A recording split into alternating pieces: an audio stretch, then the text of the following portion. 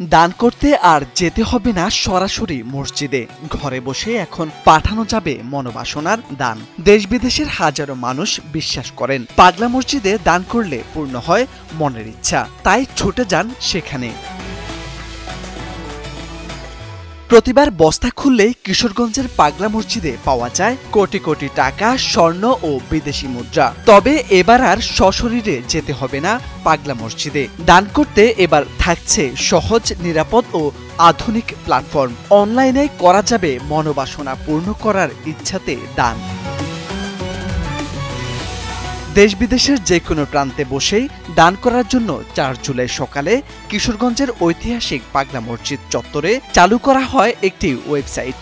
এই উদ্যোগের মাধ্যমে বন্ধ হবে প্রতারণা, আর দান পৌঁছাবে সরাসরি আসল গন্তব্যে। এই অনলাইন প্ল্যাটফর্মের উদ্বোধন করেন কিশোরগঞ্জের জেলা প্রশাসক ও মসজিদ পরিচালনা কমিটির সভাপতি ফৌজিয়া খান।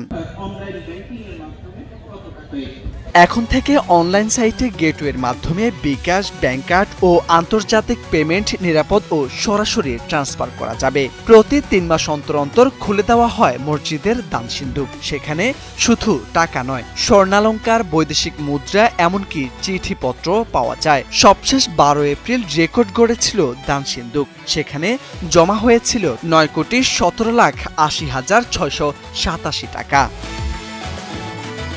মোরশেদ আলম, সময়ের আলো।